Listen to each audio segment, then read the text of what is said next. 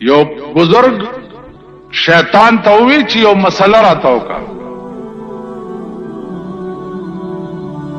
شیطان ورته وی چې بزرگ صاحب زما مسلې خو ټولې داسې دي چې خلق ته کافر شي.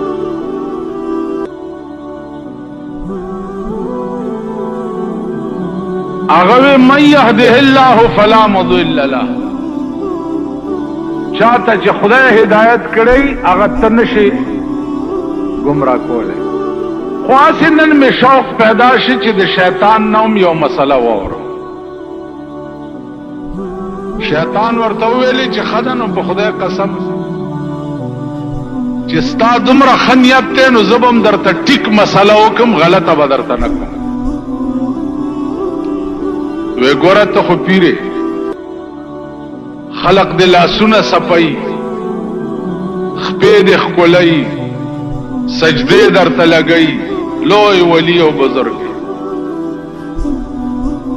خو پیر صاحب یو نصیحت می واورا چې داسې چرې او نوې ګورای چې زه اسې نه چې د مریدانو په غرور کې راشي چې زما لکونه او زرګونه مریدان دي او زه خو جوړ ډېر لوی سړی یم. نو وی پیر صاحب چې داسې چرې او نوې چې زه ټکې ونه کی او کدی اوویلی چې زه نو داسې بشي لکه چې زه.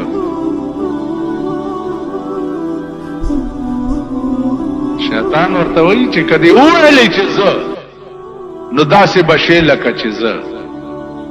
ما شپږ لکه کاله د خدای عبادت کړو، شپږ لکه کاله په دې ځمکه مې داسې ځای نه دی پرېښی چې زما د سجدې نه نه دی وتی. او یو ټکی مې وکړو، یو ټکی چې الله راته ووایي چې آدم علیه السلام ته سجده وکړه. نو ما ورته ووایي چې قال انا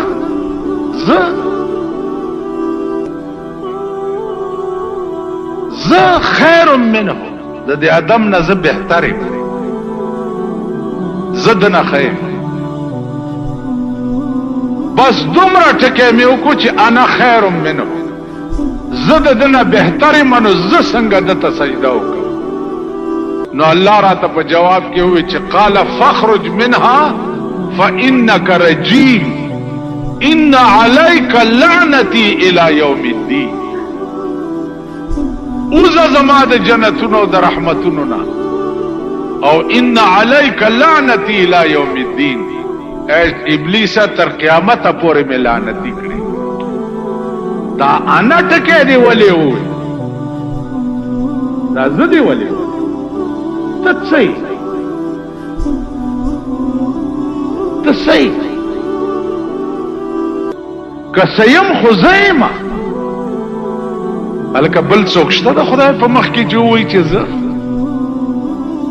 څوک شته؟ هغه کم شی دی چې ته پې ووایې چې زه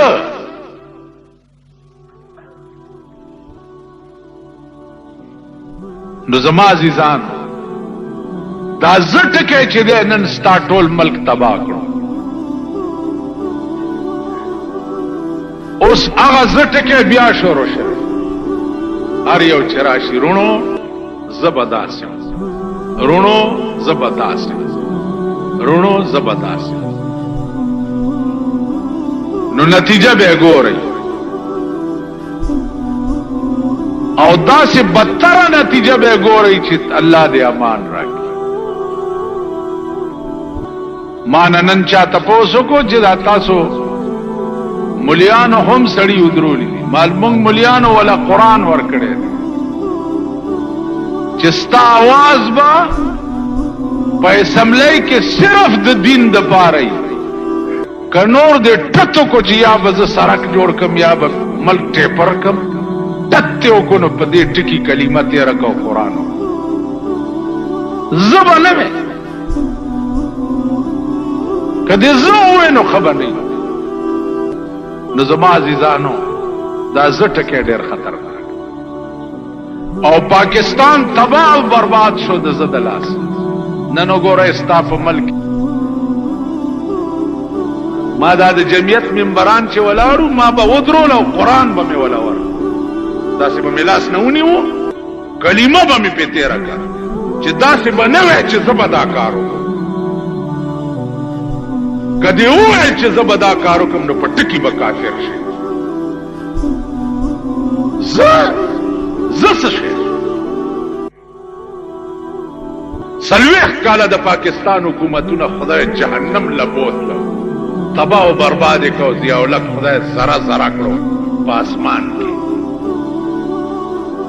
زبدا کارو کوم جبدا کارو ستا مور به خدای چې کوم کار نه کړي هغه به بندو و به د ټولو د خدای دعوی کړي وي ملک ته تباہ و برباد شو ملک ته غرق شو دا مو وایي چې زبدا کارو دا وایه که د خدای توفیق او خدای وس راکو نو زه به دې څه خدمت که د خدای وس نه وروره زه نشم په اسمبلی کې یو حق خبره مې که د خدای توفیق نو انشاءالله زه به داسې خبرې کوئ د دې نه سوا م که بل کړت کړی نو پرتوک د نه وباسم او په سر یې درته تړم دې ټولو ته وایي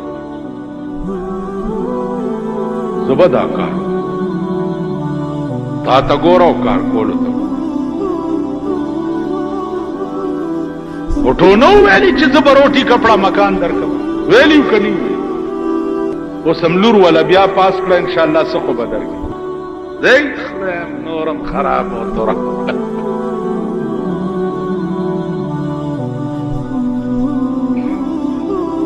زه به دا کار هر څه چې کوي په دې ځمکه یې خدای کوي نو څه فیصلې م چې کړي دي نتیجې انتظار یې کوئ چې څه به درسره کېږي سمجھی